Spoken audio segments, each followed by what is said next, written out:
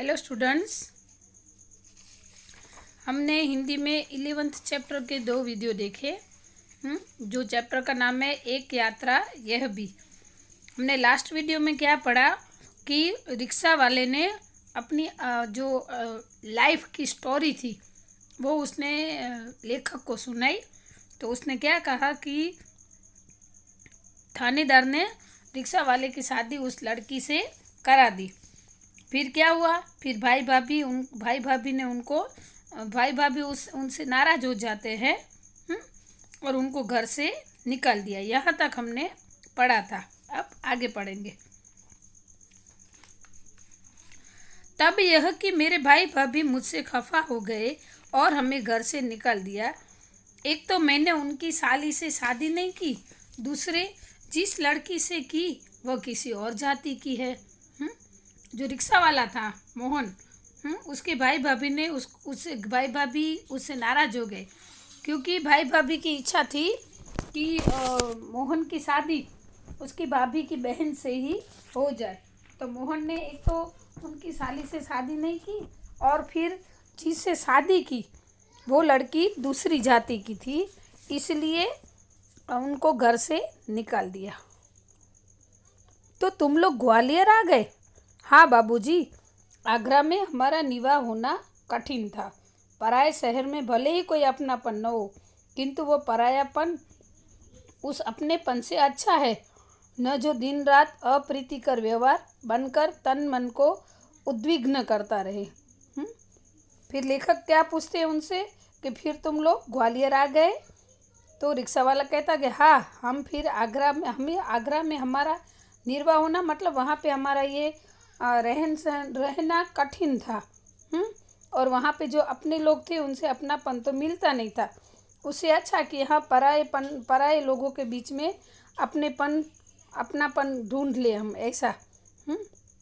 अप्रीतिकर व्यवहार मतलब कि जो हमें जो पसंद है ऐसा व्यवहार को बोलता है प्रीतिकर, और नहीं पसंद है ऐसा व्यवहार को बोलते हैं अप्रीतिकर, अमानुषी व्यवहार। कि पराये जैसा व्यवहार उनके साथ फिर उनके भाई भाभी करने लगे, इसलिए फिर वो ग्वालियर आ गए थे। हाँ, सही कह रहे हो, ये लेखक बोल रहे हैं। तो हाँ, यहाँ कोई नौकरी तो रखी नहीं थी। बस ऑटो का दामन थाम लिया और उसी के सहारे चल रहा हूँ। फिर क्या कहा और रिक्शा वाले ने कि यहाँ पे कोई नौकरी तो थी नहीं। फिर इसने दामन यानी कि पल्लू, जैसे साड़ी का पल्लू होता है ना, तो दामन बोलते हैं उसको, कि मैंने फिर ऑटो चलाना सीख लिया ऐसे और उसी के सहारे अभी चल रहा हूँ। वास्तव में तुम बहुत बड़े हो मोहन। बड़े बड़े लोग तो नारी हित में बड़े बड़े लेक्चर देते हैं, कविताएं लिखते रहते हैं, किंतु अपने व्यवहार में नहीं उतारते। लेकिन तुमने तो बहुत सहज भाव से एक लड़की को दुर्दशाग्रस्त होने से बचा लिया और अपने जीवन के साथ उसे सम्मानपूर्वक लगा लिया। क्या कहते हैं लेखक उसे कि सही में तुम बहुत बड़े हो। हाँ, बड़े बड़े लोग सिर्फ नारी हित की बातें ही करते हैं, लेक्चर देते रहते हैं कि हम स्त्रियों के सम्मान में ये करेंगे वो करेंगे, लेकिन और बड़े बड़े लेख भी लिखते रहते हैं, लेकिन तुमने तो अपने व्यवहार में उतार लिया। तुमने एक स्त्री की दुर्दशा को देखकर उसको सहज भाव से उसको स्वीकार लिया, हाँ, और उसको सम्मान पूर्वक अपने साथ रख लिया ऐसे। बाबूजी, इस कार्य से मुझे भी बहुत संतोष मिला। मैंने तो एक बार उसका उद्धार किया, किंतु वह तो प्रायः मुझे संकटों से उबारती रहती है। वो अपने मन की बात कहता है कि मुझे भी बहुत अच्छा लगा, मुझे भी संतोष मिला। मैंने तो सिर्फ एक बार उसका उद्धार किया है, लेकिन जो लड़की है, जो मेरी पत्नी है, वो तो हर बार मुझे संकटों से बचाती है। मोहन की यह कहानी हम पर छा गई और वह हमारे मन में कितना बड़ा हो गया। गाड़ी का समय हो रहा था। मोहन हमें लेकर स्टेशन आ गया। उसे मैं 500 रुपये का नोट देने लगा। वह बोला, रहने दीजिए बाबूजी। मोहन की स्टोरी इंटरेस्टेड लगने लगी, हाँ, लेखक को। लेकिन उनके फिर गाड़ी का टाइम हो गया था, इसलिए फिर मोहन उनको स्टेशन पर लेकर आ गया। फिर लेखक ने उसको 500 रुपये की नोट दी, लेकिन उसने कहा कि बाबूजी रख लीजिए। अरे, ये तुम्हारा पारिश्रमिक है, कोई दान थोड़ी दे रहा हूँ। मतलब तेरी मेहनत की कमाई है, मैं तुझे दान नहीं देता हूँ, ऐसा लेखक ने उससे कहा। फिर लेखक ने उससे कहा कि मेहनत की कमाई है। बाबूजी, मैंने माँ बाप का प्यार नहीं पाया, कल से ही लग रहा है कि मुझे माँ बाप मिल गए हैं। इस सुख के आगे पैसे का तो कुछ भी मोल नहीं है, पैसा तो और लोगों से मैं कमा लूँगा। रिक्शा वाले ने क्या कहा कि मुझे माँ बाप का प्यार नहीं मिला है। हाँ, वो उसका बचपन में ही माँ बाप गुजर गए थे, तो उसने कहा कि कल से मुझे ऐसा लग रहा है कि जैसे मेरे माँ बाप मेरे पास आ गए हैं। तो कल से मुझे ऐसा लग रहा है कि मेरे अपने अपने हैं मेरे साथ, ऐसा वो कहने का उसका तात्पर्य था। तो अभी वो जो सुख मिला था, उसको अपनापन मिला था, माँ बाप का प्यार मिला था, उसका कोई मोल यानी कि कीमत नहीं है। पैसा तो मैं और लोगों से भी कमा ही लेता हूँ ऐसा। बेटे, लेकिन मेरी भी तो सोचो, मैं बेटे का शोषण कैसे कर सकता हूँ। लेखक भी अच्छे आदमी थे, तो वो भी उन्होंने भी सामने कहा कि मेरा भी तो सोचो, मैं कैसे अपने बेटे का शोषण करूँ।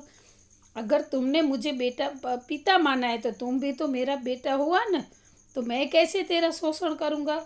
ऐसे करके वो वापस से उनको 500 रुपये देने लगते हैं, लेकिन फिर भी वो लेता नहीं है। लेखक को ऐसा लगता है कि जैसे वो उनको पैसा नहीं दे चुकाएंगे तो उस रिक्शा वाले का यानी कि मोहन का शोषण होगा। लेकिन ये तो बहुत है, इतना लूँगा तो आपका शोषण हो जाएगा। ये कहकर वो 500 का नोट लेकर 300 वापस करने लगा। लेखक ने जब उसको शोषण की बात कही तो सामने से मोहन कहने लगा कि ये तो बहुत ज़्यादा है, अगर इतने सारे मैं ले लूँगा तो आपका शोषण होगा। ऐसा करके वो 500 की नोट रखता है और 300 उनको वापस करने लगता है। मतलब अपना जो किराया था रिक्शा का, उसने 200 रुपये लिए। बोला, मुझे इतना पराया न कीजिए बाबूजी। हाँ, जब भी ग्वालियर आएगा मुझे बुला लीजिएगा, मेरा फ़ोन नंबर तो आपके पास है ना। ऐसा वो कहता है कि नहीं, अभी यही सही है, मुझे अब पराया मत कीजिएगा, और आज जब भी आप ग्वालियर आओ तब मुझे ही बुला लेना, मेरा नंबर तो आपके पास है ना। लेकिन मेरी एक शर्त है। वह क्या बाबूजी? लेखक उनसे शर्त रखते हैं। ये 500 रुपये चुपचाप तुम्हें लेने ही पड़ेंगे। लेखक ने शर्त रखी कि मैं नेक्स्ट टाइम ग्वालियर आऊँगा तब तेरे ही रिक्शा में बैठूँगा, लेकिन वो एक शर्त है कि अभी तुम ये 500 रुपये रखो। तो उसने 300 रुपये अपनी जेब में रख लिए, जैसे कह रहा है कि ये कैसी शर्त आपने रख ली बाबूजी। 300 रुपये जब वो रख रहा था तो उसके मुंह पर से ऐसे भाव स्पष्ट हो रहे थे कि ये कैसी शर्त आपने रख ली ऐसा। कुछ क्षण बाद बोला, बाबूजी आपका फ़ोन नंबर तो मेरे फ़ोन पर आ ही गया है, कभी कभी फ़ोन करता रहूं क्या। हाँ, उसको लेखक के साथ अपनापन महसूस होने लगा। तो उसने फिर लेखक को कहा कि मेरे पास आपका नंबर है, तो अगर आपको प्रॉब्लम ना हो तो मैं कभी कभी फ़ोन पे बात करूं, ऐसा उसने परमिशन ली। हाँ हाँ भाई, शौक़ से, मुझे अच्छा लगेगा। और लेखक ने भी उसे कहा कि हाँ बिल्कुल तुम करना, मुझे भी अच्छा लगेगा, लेकिन आपका नाम तो मैंने पूछा ही नहीं। रिक्शा वाले ने लेखक को कहा कि आपका नाम तो मैंने पूछा ही नहीं, मैं हूँ सत्यकेतु और पत्नी है कामना। हाँ, फिर लेखक ने उनको अपना नाम बताया कि मेरा नाम सत्यकेतु है और मेरी पत्नी का नाम कामना है। और जब हम स्टेशन के अंदर जाने लगे तब वह आँखों में न जाने कितना अपनापन लिए हमें निहारता रहा। निहारना मतलब लास्ट तक देखना। ऐसे हमारे घर पे गेस्ट आते तो वो गाड़ी में बैठते तब तक हम उनको बाय करते हैं और उनको देखते रहते हैं। तो उसी तरह ये रिक्शा वाला जो मोहन था, वो जब तक लेखक और उनकी पत्नी गए तब तक उनको देखता ही रहा, और उसकी जो नज़र थी उसमें उन दोनों को अपनापन महसूस होने लगा। तो स्टूडेंट, ये लेसन यहाँ पे पूर्ण होता है। 3 पार्ट में हमने ये पूरा लेसन एक्सप्लेनेशन किया है। अभी इसकी जो एक्सरसाइज है वो हम नेक्स्ट पार्ट में करेंगे। तो ये पार्ट ये लेसन में से हमें ये सीखने को मिलता है कि हमें हमेशा स्त्री सुरक्षा के लिए काम करना चाहिए और स्त्रियों को मदद करनी चाहिए। मुसीबत में फंसे किसी भी लोग की मदद करनी चाहिए, चाहे वो स्त्री हो या पुरुष हो। हाँ, तो ये वीडियो यहाँ पे पूर्ण होता है। अभी एक्सरसाइज के साथ हम मिलेंगे नेक्स्ट वीडियो में। अस्तु।